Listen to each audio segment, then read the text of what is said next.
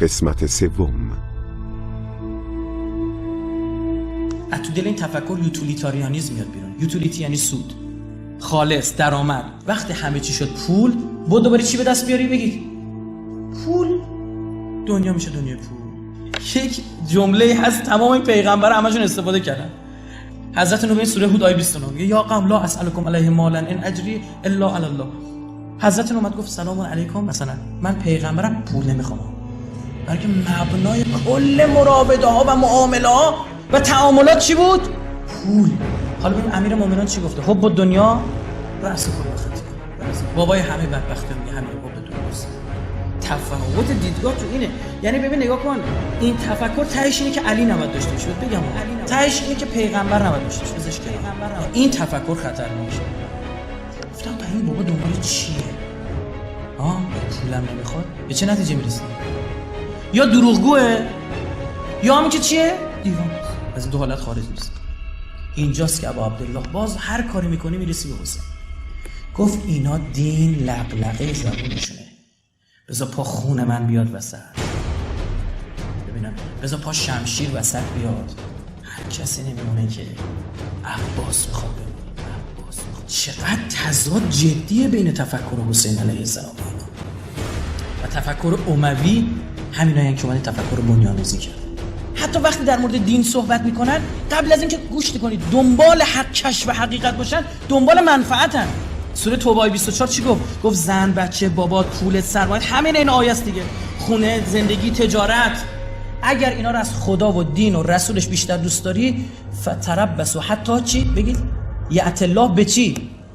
به امره. منتظر باشی خدا چیشو برسونه؟ امرشو. چقدر جالب. طوفان نوح هم اسمش چیه؟ امره. والله لا یهدی القوم الفاسقین.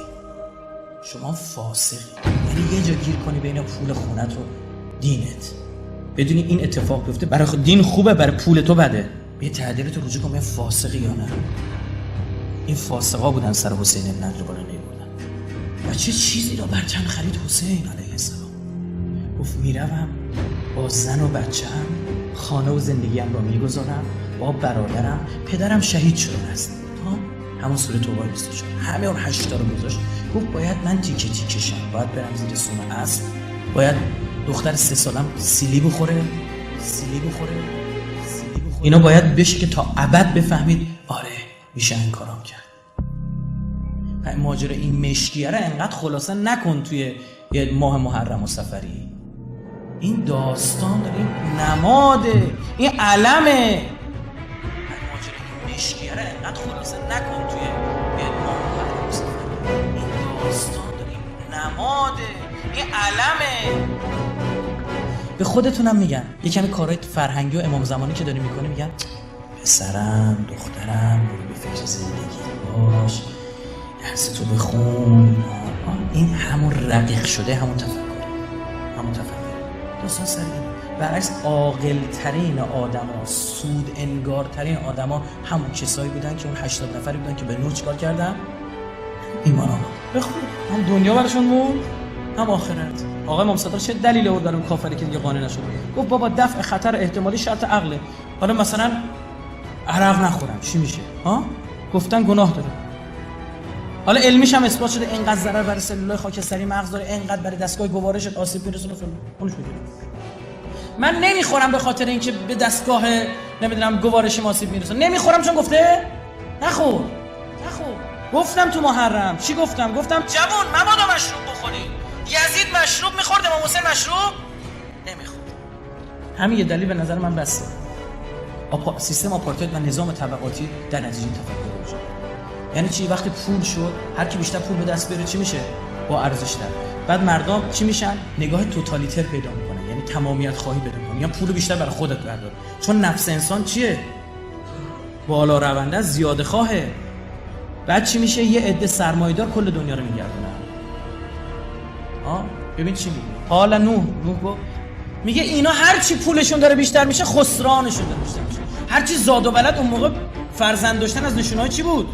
از یه طبقه اجتماعی بالاتر 20 تا مثلا. بعد در ادامه چی میگه؟ میگه و مکر و مکرن کبار. عجب مکری هم اینا داشته این سران. اینا میشن سران تزویر. اینا مستکبر بودن، در مقابلش چی به وجود میاد؟ بگید مستضعفین. اصلا امام خمینی انقلاب ما رو چی میگه؟ ما طلایه‌دار مستضعفین جهان. ما میخوام مستضعف یعنی کسی که به زور ضعیف نگه داشته شه. گاه این استضعاف فرهنگیه، گاه مالیه. اساساً مسخره کردن در مورد نوح توسط کی پیشنهاد شد؟ طبقه بالای جمعیت. اینا بودن اولین مسخره کردن رو شروع کردن. چقدر آماده ای بر مسخره شدن. چقدر آماده ای بر مسخره شدن. پس این که امریکا و دنیای غرب با عربستانی ایرادی نداره، نه از اون جهتی که از ما کمتر نماز میخونن که اونها نماز میخونن جو میگیرشون بقره هم میخونن. خب نه، مشکل سر اینه که دین و سیاسی. تا از این اصولم عقب نریم، کوتاه بیا، به خدا نیست، به والله نیست، برخورد غرب با ما تغییر نمیکنه. مشکل سر همینه. اینو کوتاه بیا تموم شد. مشکل سر همینه. اینا نظام استکبارن. سوره 9 آیه 7 استکبار استکبار. لیبرالیسم و ریلیتیویسم اثر بعدیه. همه حق دارن حرفشون بزنن. نسبی گرایی محض باشون. رجوع دوباره بکنیم به پاسخ کفار به نوح. ببین چی ما نراک الا بشرا مثل ما هم نمی‌بینیم الا که تو هم یه بشری مثل ما، هیچ فضلی هم بر ما نداری. تو اصلا حق نداری بگی حق دست منه. حق دست منم هست. کی گفته همه حقیقت دست توئه؟ کی گفته همه حقیقت آنگاه با علی ابن ابی طالب و در عاشورا با حسین بود؟ اونها هم حق داشتن. منم راست میگم، تو هم راست میگی. بابا این داره میگه شب، این که میگه روز. نه، هر دو تاتون دارید راست میگید. تو دل همین تفکر بود. قشنگ همین حرفو به نوح میزدن. الانم میشنوید. ما منتظر اون طوفان 150 سال طولانی هم شدن و بعد بشنویم. هیچ کس حق نداره اعتقاد خودش بر اعتقاد دیگر بده. تو این تفکر ادعای در دست داشتن حقیقت خروج از لیست روشنفکری. تو دیگه لیبرال نیستی یا آزادی خواه نیستی. مثلا لیبرالیسم میدونید چی؟ یعنی اصالت اباحه، یعنی همه چی مباحه، هیچ چی خوب نیست. چی خوبه چی بده. فیلم‌های اصغر فرهادی بیسش همین بود. ریلیتیویسم. جدای نادر از سیمی چی میگفت؟ میگفت راست و دروغو چی تعیین میکنه؟ منافع ما. غیر اینه؟ منفعتش ایجاد میکرد که بگه نه این آشغالو خودم بردم. بعد که ضررش رو گفت نه بچه برده بودا. نه، منفعت ایجاد میکنه. منفعتش اینه بگه من نزدم. منفعت ایجاد میکنه بگه تو زدی، پوله رو بگیره. ها؟ اصالت سوده. لیبرالیسم زاده این نتیجه میشه.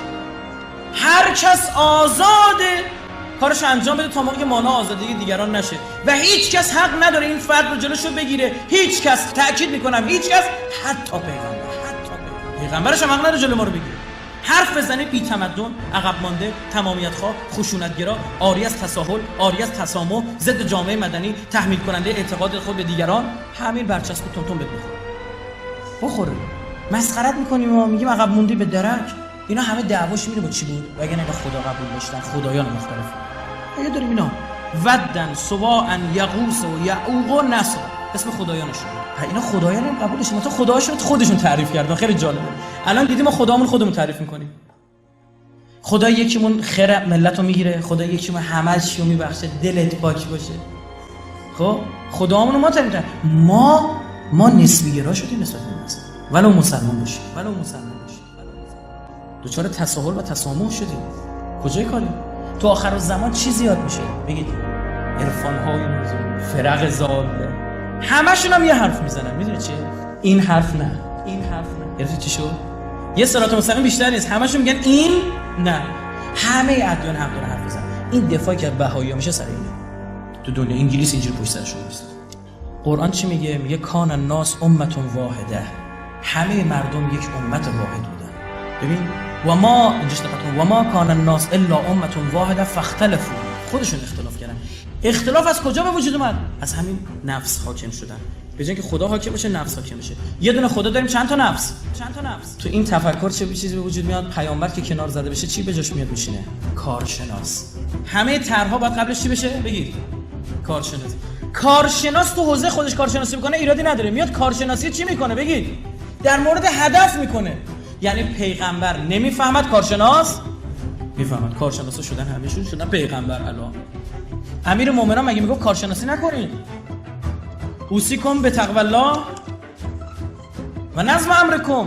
تقوی الله خداش نظم امر کنم کارشناسی بکنید. من نمیگم پولتون رو بریزید دور. قرآن جز اولین کتاب‌های ما میگفت بین خودتون چی بنویسید؟ هر کاری میخواد بکنید قرارداد بنویسید، ولو پدر پسرید. کارشناس جمهوری اسلامی تو تلویزیون عین عبارتش. از اول انقلاب تا کنون بارها سعی کردیم ربا رو از مناسبات اقتصادی حذف کنیم. اما تجربه نشون داده که بدون ربا رشد و شکوفایی اقتصادی ممکن نیست. اقتصاد ما هم به همین دلیل از رونق کافی برخوردار نشد. این عبارت یک کارشناس تو تلویزیون خدا میگه چی؟ من کارشناس میگم برای رشد اقتصادی باید ربا. خدا میگه جنگ با خود منه. هیچ گناهی رو اینجوری خدا نگفته.